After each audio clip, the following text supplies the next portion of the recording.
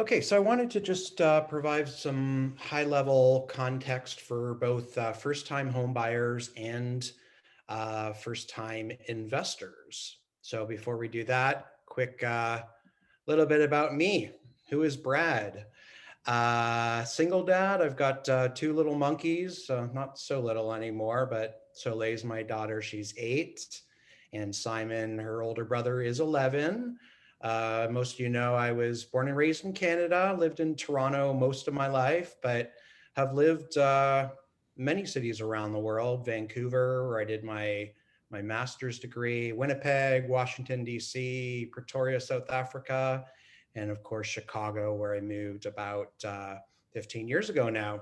My background prior to being a realtor, I was in corporate PR and worked for some Fortune 100 companies, BP. I was a media spokesman for BP during the oil spill, believe it or not. Worked for some other Fortune 100 companies, Deloitte, PwC, and so forth. So in real estate, I do both residential and commercial. And my specialty is multi-unit investment properties.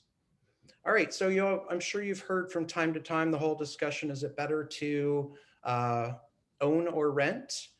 And my general spiel is whether you're renting or you're owning, you're paying a mortgage. So the question is, do you want to pay your mortgage or do you want to pay your landlord's mortgage, right? Of course, the advantages of owning, when you're an owner, you're building equity. Every single time you make your monthly mortgage payment, you're paying down some principal. Granted, when you put minimal down as a down payment for your first home, you're not paying off a huge amount of principal, but you are still paying down equity and building up equity in the value of your home. When you own, you have potential tax savings. Maybe Michael can talk a little bit about that later, but as the tax rules have changed, but there are tax benefits to being an owner versus renting.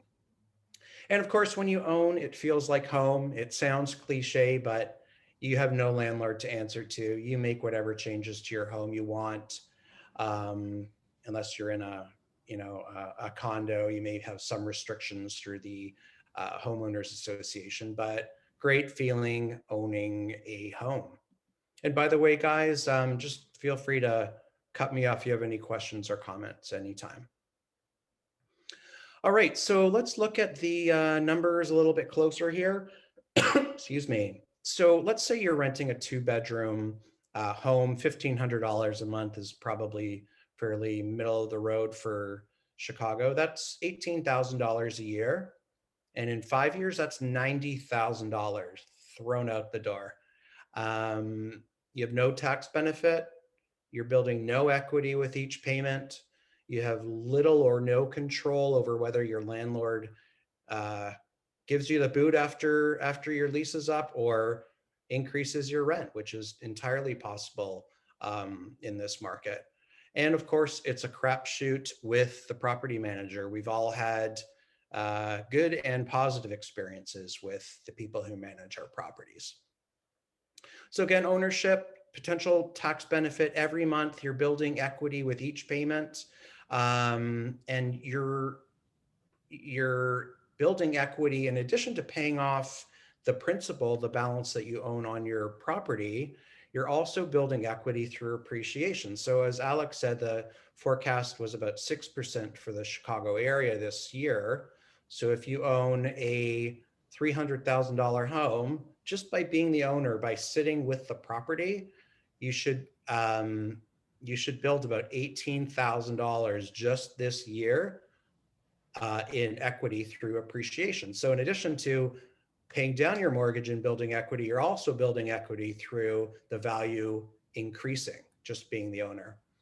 And to state the obvious, to restate the obvious, when you have a payment, say your monthly mortgage payment, including taxes and insurance, is $2,000, that's your principal and interest is always going to stay the same. So if you sit in that house for 30 years, your principal and interest always going to stay the same. While your wages should be increasing every year, your principal and interest never grows. The only thing that's going to grow are your taxes. Of course, we live in Chicago. Property taxes are certainly always headed up.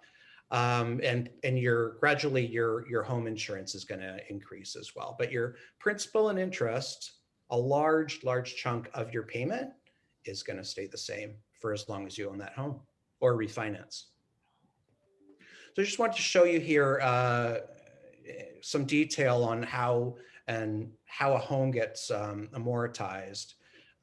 So if you see, this is an amortization schedule. So if you can see, say you purchased a home next month, April 21st, here at the top.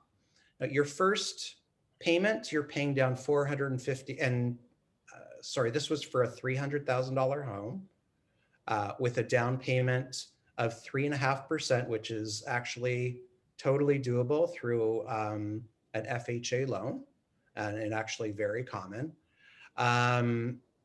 You are immediately, each month, that's how much equity you're building by paying down your mortgage. So, over renting an extra 500-ish bucks a month that you're building in equity every month, I mean, that adds up.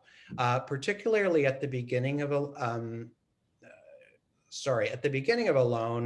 the amount of principal you're paying down is actually a lot smaller. As you can see, just in 1 year, if you compare April 2021 to April 2022, and continuing on, the amount of principal you're paying is actually going to grow. It's just the way loans work. With time, you're paying more principal and less interest. So you see the interest rate, the interest you're paying, 845, then it's 818 just a year and a half later. And the reverse, of course, is also the case. The principal is smaller and the principal is growing with each month. So again, just to kind of like look at the economic advantages here, you buy a $300,000 home with about $10,000 down. $10,500 would be 3.5% of $300,000. So you're immediately building equity of almost $500 a month by paying down your mortgage. You're immediately building about $1,500 a month through appreciation on this house. Remember, $300,000 home anticipated to grow at 6%. That's $18,000 a year or $1,500 every month. So that's $2,000 a month savings before you even look at tax savings. And again, Michael, maybe you can talk about this in a bit, but that's a lot of money. That's $2,000 a month in just 5 years. That's $120,000 you'd be ahead of where you were if you continue to rent. So those are pretty massive numbers in my opinion.